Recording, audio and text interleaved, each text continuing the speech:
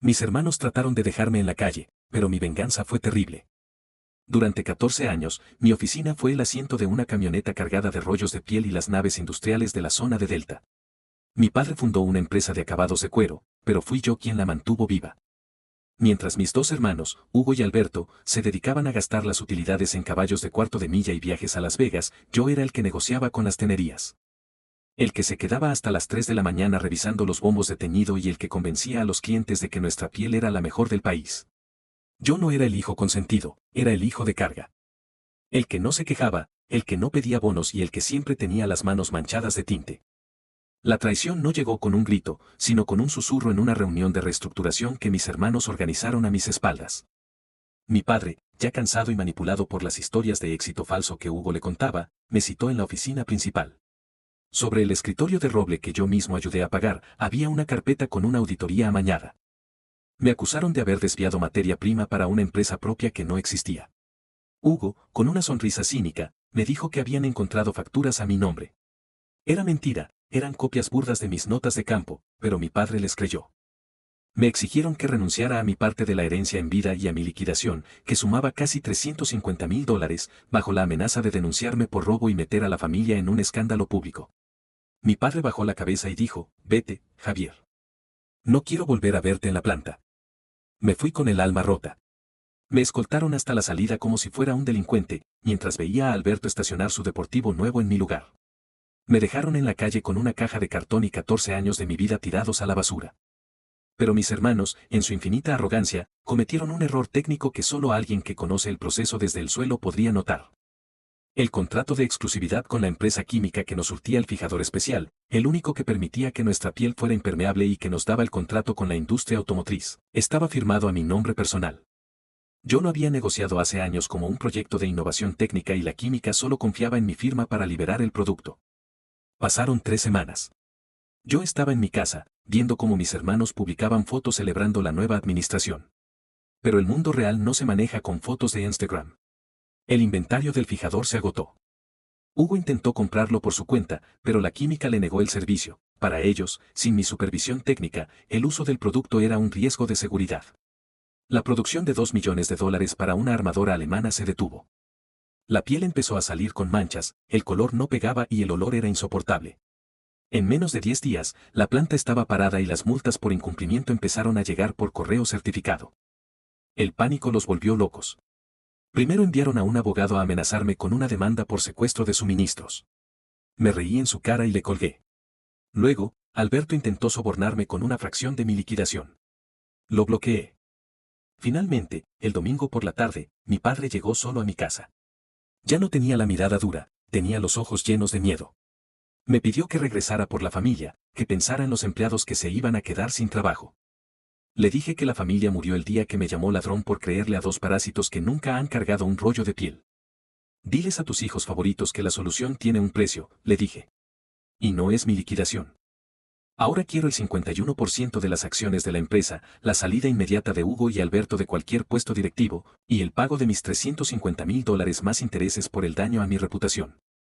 Eso es despojarlos de su futuro, Javier. Es dejarlos en la calle, balbuceó mi padre, con las manos temblándole mientras sostenía el sombrero. Tus hermanos cometieron un error, sí, pero son tu sangre. No puedes quitarles el patrimonio que yo construí para los 3. Tú no construiste esto para los 3, papá, le solté, sintiendo como la frialdad de los últimos días se convertía en una determinación de hierro. Tú lo construiste y yo lo mantuve vivo mientras ellos lo saqueaban. Lo que estás defendiendo no es su futuro, es su derecho a seguir siendo parásitos a costa de mi espalda. O firmas hoy, o mañana el contrato automotriz se cancela legalmente por falta de suministros y la empresa se declara en quiebra. Tú decides si quieres que Hugo y Alberto tengan un trabajo de obreros o que no tengan absolutamente nada. La negociación en la notaría el lunes fue un velorio. Hugo y Alberto firmaron la transferencia del 51% de las acciones con los ojos inyectados de odio, pero con el terror de saber que las multas de la armadora alemana ya superaban el $1.000.000. Firmaron la salida de sus puestos directivos y, por fin, recuperé mis $350,000 más los intereses. Parecía el final de la historia, el cierre perfecto de mi venganza, pero la realidad de las empresas familiares en León tiene capas que ni yo mismo imaginaba. Apenas tomé el control, me encerré en la oficina de administración para limpiar el desastre financiero. Fue entonces cuando encontré el giro que me heló la sangre. Al revisar los estados de cuenta reales y las hipotecas ocultas que mis hermanos habían firmado en el último año, descubrí que la empresa no solo estaba en problemas de suministros. Hugo y Alberto habían usado la planta como garantía para un préstamo privado de 3 millones de pesos de dólares con un prestamista de dudosa reputación de la ciudad. El dinero no se había ido en caballos ni en viajes, se había ido en un intento desesperado de mis hermanos por abrir una comercializadora paralela en el norte para robarse a nuestros clientes más grandes. Lo peor no era la deuda, sino que la garantía del préstamo no era solo la maquinaria, era la casa de mis padres y la bodega original donde mi abuelo empezó el negocio. Mis hermanos habían puesto en riesgo el techo de mi padre sin decírselo. El prestamista, un tipo que no entiende de plazos ni de cortesía, ya había iniciado el proceso de embargo porque mis hermanos llevaban 3 meses sin pagar un solo centavo de intereses. La confrontación estalló esa misma noche en el almacén. Fui a buscar a Hugo y a Alberto, que estaban moviendo cajas de retacería bajo las lámparas de vapor de mercurio. Les arrojé los papeles de la hipoteca a los pies. Creyeron que no me daría cuenta, les grité, mientras el eco rebotaba en las láminas del techo. No solo me traicionaron a mí, le robaron la casa a su propio padre. ¿En qué cabeza cabe poner en garantía el patrimonio de la familia para un negocio que ni siquiera saben manejar? Alberto intentó balbucear una excusa, pero Hugo, con la arrogancia que ni la humillación de cargar cajas le había quitado, me miró con desprecio. Lo hicimos porque tú tenías todo controlado, Javier. Queríamos algo nuestro, algo donde tú no fueras el héroe. El prestamista nos dio el dinero porque pensó que tú seguías al frente. La culpa es tuya por irte. En ese momento entendí que no había redención posible para ellos. Mi venganza cambió de rumbo. Ya no se trataba de obligarlos a trabajar, se trataba de salvar a mi padre de la ruina que sus hijos favoritos habían provocado. Usé parte de mi propia liquidación y los fondos que recuperé de la consultoría para negociar directamente con el prestamista. Logré liquidar la deuda de la casa de mis padres a cambio de cederle a él una propiedad menor que la empresa tenía en las afueras. Salvé el techo de mi padre, pero no le dije nada. El giro final ocurrió una semana después. Convoqué a una junta de empleados frente a toda la maquinaria.